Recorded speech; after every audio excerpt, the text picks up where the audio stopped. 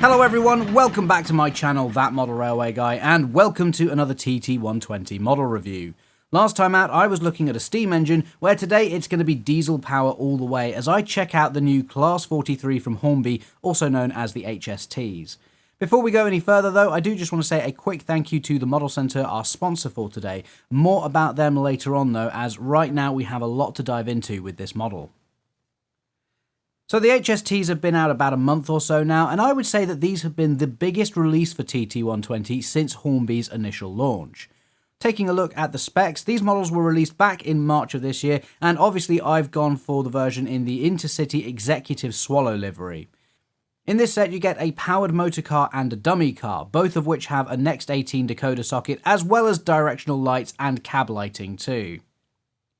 The coaches do need to be bought separately depending on how long of a train you want to put together, but I do actually have some of the Mk3 coaches to go with this, and we'll take a quick look at those later on as well. The price then for the motor and dummy car is £219.99 at RRP, or at the retailers it's £197.99. So expensive for a TT Loco, but then you are getting two models here, of course minus a motor in one of them, and I think that said it is still a bit cheaper than the current double O gauge version too. Anyway, let's jump into some of the detail on this model, because I have to say my initial impression is that it looks superb. The other thing that struck me too is the weight, especially on the power car.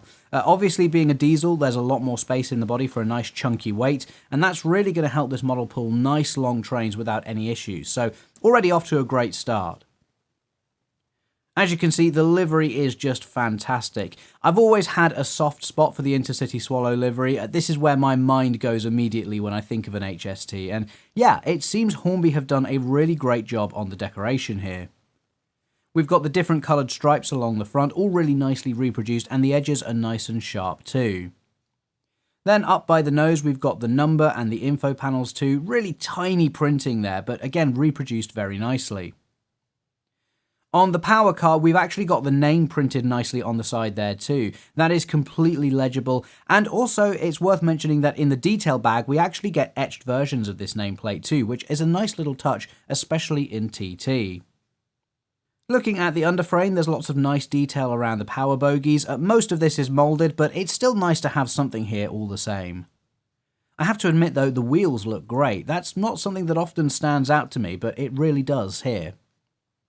And then at the front we have that nice yellow surround on the livery, again with really nice sharp lines at the edges.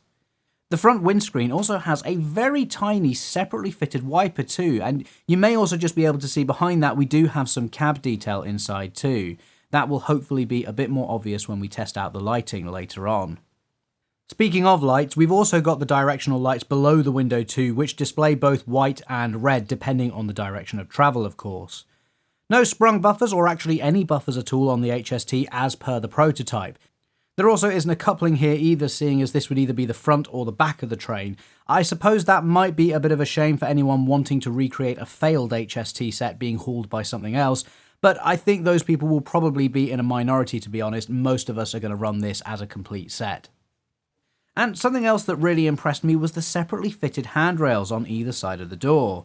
They probably could have got away with moulding these on, but actually the fine wire handrails are a really nice touch here, and to me it shows that Hornby are really going all out with their TT models. We've got lots more detail along the roof of the HST too. Most of this appears to be moulded, but I think there are some separately fitted panels in there too. And just because I didn't mention them earlier, we've got some nice grills on the side of the body which have a little bit of detail behind them as well. On the back of the Loco you can see the corridor connection and also some more info panels there too, again with some really tiny printing. And of course we have the standard TT120 coupling below this as well. I have had a little bit of trouble with these ones and the ones on the Mk3 coaches too. They're fine when they're actually coupled together, but they do seem a little bit more stiff when hooking up and unhooking than some of my other previous TT120 purchases. It is a NEM socket there though, similar to what you get on N-Gauge and 009 Locos, so it can easily be swapped out, and as this train is going to run as a fixed set anyway, I was personally intending to replace these with some magnetic couplings at some point in the future anyway. For those of you wondering, by the way, the second car, the dummy car, is pretty much exactly the same. The only differences I can see are the lack of a nameplate and a different number up by the nose.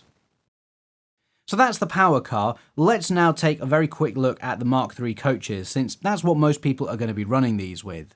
I have to say, these do look really nice and sleek, especially in comparison to the Mark 1s I already have. Yeah, you can just tell straight away that these are a much more modern style of coaching stock.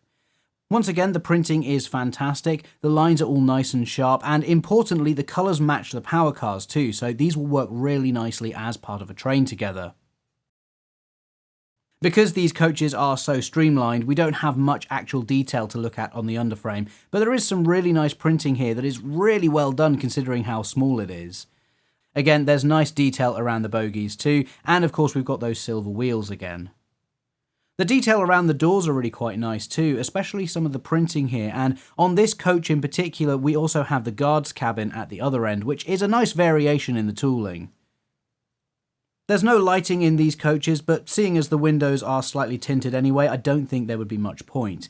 And if you look closely, you can see that we do have some no smoking signs, I think, as well as a basic interior as well. As with the power cars, we've got some great detail on the ends of the coaches. Again, more of that tiny printing, as well as the corridor connection, and even the door inside, which, let's be honest, you're probably not going to see much, but it's nice to know that it's there. Something I will say is that there seems to be a little bit of a height difference, with the power car sitting just slightly higher than the coaches. It is very minimal though, and while it may look very obvious here, on a layout at a reasonable distance, I found it's not really all that noticeable, especially if the train is in motion too. The good thing though is that most of the stripes on the side of the body do line up, it's just that top one that's a little bit higher on the power car. But it's certainly not enough of an issue that I would say not to buy these based on that alone. Overall, I think these are a great companion to the Class 43, and there's quite a variety of them available too in all different liveries, which once again shows Hornby's commitment to the scale. So before we check out the HST on the TT layout that I'm currently in the process of building, I do just want to say a big thank you to the Model Centre for sponsoring this video.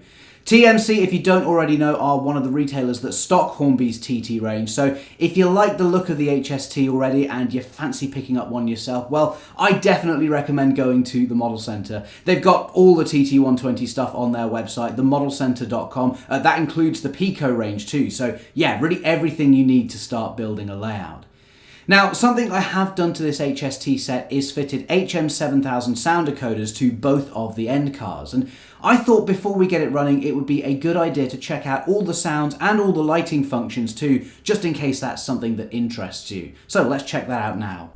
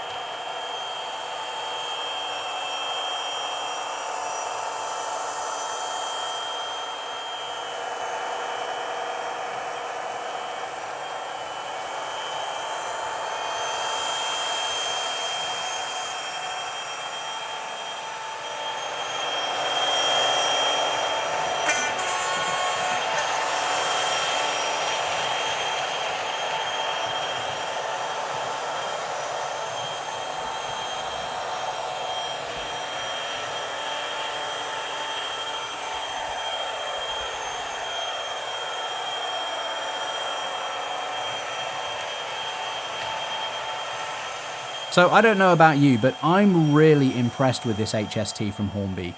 I'm normally a steam person over diesel power, but I think this might be Hornby's best TT120 model yet.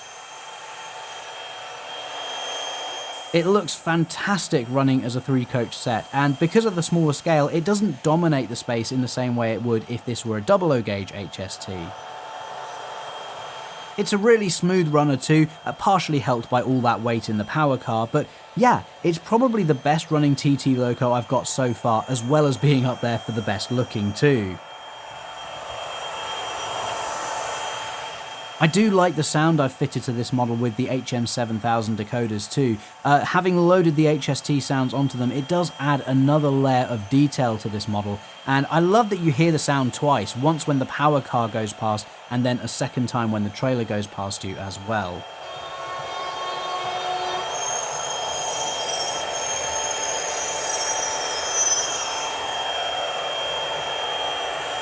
I really do think that the HST is a perfect example of what's possible in TT. It's got great detail, a fantastic livery, it's a superb runner, it's a high quality model in all regards. It's also a long express train that fits nicely into the space I've got here. Yeah, it may not be a full length set, but how many 00 gauge modelers have layouts that would be able to accommodate that?